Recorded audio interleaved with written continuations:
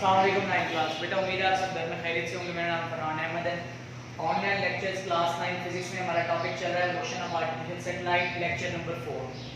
जी बेटा ये इस चैप्टर का लास्ट टॉपिक है, ठीक है, और पॉसिबली लॉन्ग क्वेश्चन भी हो सकता है, ठीक है, इंपॉर्टेंट है बहुत, और ये बड़ी क्लास में आपको बहुत ही बेसिक कॉन्सेप्ट्स आपको क्लियर करने के लिए है।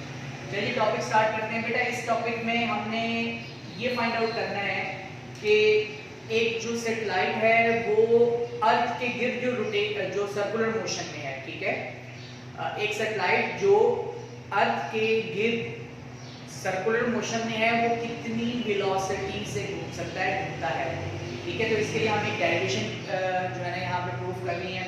डेरिवेशन जो हमने बेटा जो इक्वेशन हमने प्रूफ करनी है वो है v और o r b, और छोटा सा साइड पे आपने लिखना है।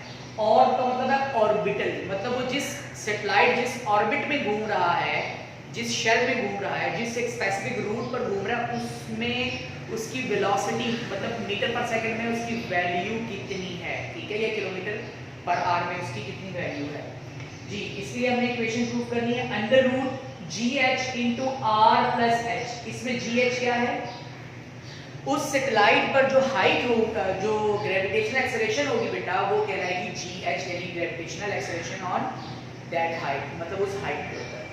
R क्या है, R उस प्लैनेट का रेडियस है जिसके गिर्द वो सैटेलाइट घूम रहा है। मतलब अगर अर्थ के गिर्द घूम रहा है तो आपने अर्थ का रेडियस लगा देना है, अगर वो मार्स के गिर्द है तो मार्स का रेडियस लगा देना है आपने।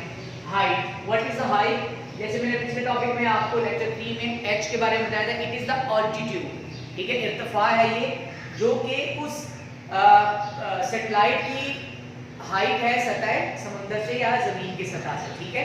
तो जमीन की सतह से जो हाइट है, अगर मैं यहाँ पे क्लियर करूँ, it is the surface of earth, ये जमीन का सरफेस है, ठीक है, और इस सरफेस से इतनी हाइट पर, h हाइट पर, ये चंद हजार किलोमीटर तक होती है, ठीक है। आपके चैप्टर में एक्सरसाइज में 2 न्यूमेरिकल्स हैं, इंशाल्लाह यही डायग्राम दोबारा बना के इस इक्वेशन को हम यूज करेंगे, क्लियर। तो हमने ये फाइंड आउट करनी है, डेरिवेशन आपकी स्टार्ट होती है। अच्छा बेटा एक चीज मैं आपको बता दूं कि चैप्टर नंबर 3 का एक लास्ट टॉपिक था, वैसे हमारे वो लेक्चर्स में नहीं आया, ठीक है, क्योंकि मैंने वो चैप्टर उतना ही डिसाइड किया था, लेकिन इंशाल्लाह मैं कोशिश करूंगा कि उस चैप्टर को भी फाइनलाइज करूं, ठीक है। कोई 3-4 टॉपिक रह गए थे बट नो प्रॉब्लम। वहां एक इक्वेशन थी सेंट्रीपिटल फोर्स की, F mv² / r। अभी पहले मैं आपको बता दूं कि सेंट्रीपिटल फोर्स कौन सी होती है। फोर्स है चूंकि ये सेंट्रीपिटल फोर्स बेटा वो फोर्स है जो किसी ऑब्जेक्ट को एक सर्कुलर मोशन में घुमाए रखती है। जैसे कि आप एक डोरी के साथ एक पत्थर बांध दें, ठीक है, एक धागे के साथ पत्थर बांध दें और उसको गोल गोल घुमाएं। अब वो पत्थर जो है वो सर्कुलर मोशन में घूम रहा होगा, ठीक है। उस पत्थर को सर्कुलर मोशन में कौन सी फोर्स मजबूर कर रही है, वो है जी आपकी तरफ से, आपके हाथ की तरफ से लगने वाली सेंट्रीपिटल फोर्स, ठीक है। तो वो फोर्स जो किसी ऑब्जेक्ट को दायरे में घुमाती है, उस फोर्स को हम कहते हैं सेंट्रीपिटल फोर्स। क्या कहते हैं बेटा, सेंट्रीपिटल फोर्स कहते हैं उसको। तो अब आप ये देखें कि अब ये सैटेलाइट जो है, सैटेलाइट जमीन के गिर्द घूम रहा है, ठीक है, सैटेलाइट जमीन के गिर्द सर्कुलर मोशन में है, तो इसके साथ तो कोई धागा या कोई वो डोरी वगैरह तो नहीं बंधी हुई होती। तो इस सैटेलाइट को इस सर्कुलर मोशन में कौन सी फोर्स मजबूर कर रही है, वो है जमीन की ग्रेविटी, जमीन की जो अट्रैक्शन है वो इसके लिए नेसेसरली सेंट्रीपिटल फोर्स है, ठीक है। मैंने यहाँ पे थोड़ी सी लाइन लिखी है, ठीक है, एक मतलब incomplete line, necessarily centripetal force the motion of satellite is gravity of earth, मतलब जमीन की जो ग्रेविटी, जमीन की जो ग्रेविटेशनल फोर्स है, ठीक है, ग्रेविटेशनल फोर्स है, ग्रेविटी ना कहें आप, ग्रेविटेशनल फोर्स कहें। जमीन की जो ग्रेविटेशनल फोर्स है वो इस सैटेलाइट को नेसेसरली, जरूरत के तौर पर जितनी उसको दरकार है उतनी सेंट्रीपिटल फोर्स इसको प्रोवाइड करता है। सेंट्रीपिटल फोर्स की इक्वेशन है F mv² / r। Fc centripetal force, C for centripetal force. यहाँ बेटा आप देखेंगे छोटा सा मैंने O लिखा हुआ है, इसका मतलब है ऑर्बिटल, ORB ऑर्बिटल। ये ऑर्बिटल वेलोसिटी है जिसकी इक्वेशन हमने बेटा प्रूफ करनी है एंड तक, ठीक है। और RO orbital radius, orbital radius वो रेडियस जिसमें सैटेलाइट घूम रहा है उसे ऑर्बिट कहते हैं, ठीक है, orbital, orbit for the satellite. और उसका जो रेडियस होगा मतलब जोड़कर अब ये जो पॉइंट है, ठीक है, समझ आ रही है? इस पॉइंट को अगर हम देखें यहां से लेकर इस पॉइंट तक की जो हाइट है उसे हम कहेंगे आर ओ, और ये टोटल होगा आर प्लस एच, आर और एच। तो ये ओवरऑल क्या कहलाएगा? R O, orbital radius. So R plus H is the orbital radius, orbital radius. Clear? ये हमने बेटा यहां पे प्रूव करना है। चलिए इक्वेशन को स्टार्ट करते हैं। तो हमारे पास जो इंपॉर्टेंट इक्वेशन है वो f = mv² divide by r। हमें पता है, हमने चैप्टर नंबर 3 में पढ़ा था कि f जो है वो mg के बराबर है, ठीक है? तो हमने लिख दिया we know that f = mg। अब जहां f है वहां पर हमने mg लगा दिया, ठीक है? इक्वेशन एज इज लिखी, f की जगह पर मैंने mg लिख दिया और mv² divide by r right side वाला फैक्टर एज इट इज आ गया। नेक्स्ट स्टेप पे देखें, m के साथ कैंसिल हो गया। अब आपके पास पीछे क्या बच गया है? G = v² divide by r, v² divide by r। r इधर डिवाइड हो रहा है, दूसरी तरफ बेटा मल्टीप्लाई हो गया, v² एक तरफ अकेला बच जाएगा, ठीक है? मैंने डायरेक्ट कर दिया। इसके बाद अब आपने क्या करना है? आपने बोथ साइड पे बेटा रूट लेना है, ठीक है?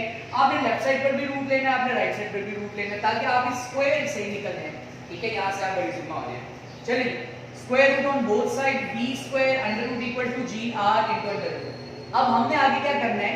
हमने आगे देखना है कि आगे हमारे पास कैलकुलेशन कहां को निकलती है। चलिए, ये स्क्वायर इस रूट के साथ कैंसिल हो गया, ठीक है? राइट साइड पर एज इज रहा। अब आपके पास इक्वेशन क्या बन चुकी है? v और = √gh * r0, मतलब ऑर्बिटल रेडियस। gh मैंने यहां h लगा दिया, इसका मतलब ये है कि हम उस हाइट पर ग्रेविटेशनल एक्सेलरेशन की वैल्यू बात कर रहे हैं, उस वैल्यू की बात कर रहे हैं जी, r0। अब यहाँ पर r0 क्या है? यहाँ पर ऑर्बिटल रेडियस, जैसे मैंने आपको शुरू में बताया था कि r0 orbital radius is the total height, radius is the sum of radius of the planet और अर्थ, ठीक है? मतलब अर्थ की बात करेंगे, एंड हाइट, ऑल्टीट्यूड। r प्लस h को हम ऐड करेंगे तो हमारे पास r0 बन जाता है। अब हमने क्या किया? r0 की जगह पर हमने r प्लस h बेटा लगा दिया इस इक्वेशन में, ठीक है? बात समझ आ गई? फिर बार देखेंगे, हमारे पास इक्वेशन बनी थी v और v = √gh * r0। r0 बराबर है r प्लस h, मतलब ऑर्बिटल रेडियस जो है वो टोटल हाइट किस के है? रेडियस और ऑल्टीट्यूड के। तो r0 की जगह पर मैंने लिख दिया r प्लस h। ये बेटा आपके पास इक्वेशन बन चुकी है, जिसके जरिए हम लोग किसी भी सैटेलाइट की वेलोसिटी फाइंड आउट कर सकते हैं। अब अगर आपको सैटेलाइट की वेलोसिटी फाइंड आउट करनी है तो आपके पास क्या-क्या डाटा होना चाहिए? आपको पता होना चाहिए कि जिस सैटेलाइट की वेलोसिटी फाइंड आउट कर रहे हैं वहां पर ग्रेविटेशनल एक्सेलरेशन कितनी है, और जिस प्लैनेट के गिर्द उस सैटेलाइट की वेलोसिटी फाइंड आउट, उस प्लैनेट की, मतलब उस स्पेसिफिक, अगर आप अर्थ की बात करें तो अर्थ का रेडियस कितना है और वो उस सरफेस से कितनी हाइट पर है, मतलब ऑल्टीट्यूड। तो आपके पास ये तीन चीजें होनी चाहिए ताकि आप ऑर्बिटल वेलोसिटी फाइंड आउट करें, ठीक है?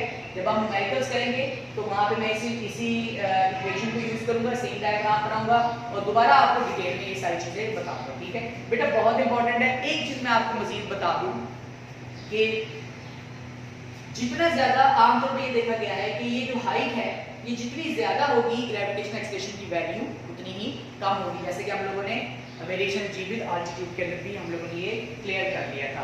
बेटा ये बहुत ही बेसिक कांसेप्ट है, मीटर पर सेकंड, किलोमीटर पर आवर में, किलोमीटर पर सेकंड में आपके पास वैल्यू आंसर आते हैं इसके, ठीक है? ये बहुत ही बेसिक कांसेप्ट है। बड़ी क्लास में जब आप जाएंगे तो इन तमाम बेसिक कांसेप्ट्स के साथ आप यहाँ से क्लियर होकर आप प्रॉपर्ली इससे भी मजीद पेचीदा आप डेरिवेशंस को लेके आएंगे। बुनियादी तौर पर बातें यही होंगी, सारी चीजें यहीं से निकालेंगे, लेकिन वहां पर कुछ एडिशनल कॉन्सेप्ट होंगे, ठीक है जी? वीडियोस को बेटा बार बार देखें, ठीक है? और इन चीजों को आप गौर से देखिए कि सर ने किया क्या है और सर ने कैसे इक्वेशन को डिराइव किया है और सर क्या कह रहे हैं, कौन सी बात कर रहे हैं। एक चीज और, इस टॉपिक के बिल्कुल एंड पर कांस्टेंट वैल्यूज दी गई है 29,000, ठीक है, मीटर पर सेकंड या फिर 8 किलोमीटर पर सेकंड की वैल्यू दी गई है। वो एक नियरेस्ट सैटेलाइट की वेलोसिटी है अर्थ की गिर्द, ठीक है? इस पेज पर मजीद भी आसपास आप देखिए कुछ कांस्टेंट वैल्यूज लिखी हुई हैं, ठीक है? मून एक दिन में मून जो है वो एक रेवोल्यूशन कितने डेज में कंप्लीट करता है? 27.3 डेज में आई गेस, ठीक है? वहां लिखा हुआ है। इसी तरीके कार से जमीन जो है वो सूरज के गिर्द कितने दिनों में अपना एक सर्कुलर पूरा करता है, वो चीज 365 डेज एंड 6 आवर्स, ठीक है। तो ये आपके पास वैल्यूज हैं जिसको आप कंप्लीट करेंगे।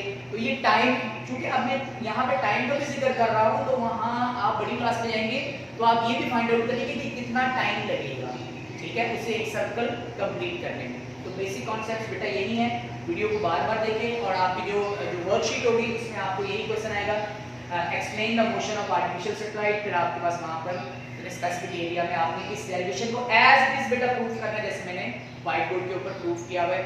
मजीद उसमें जो डिस्क्रिप्शन लिखी हुई है वो भी बेटा आपने पढ़नी भी है और लिखनी भी है। Thank you very much.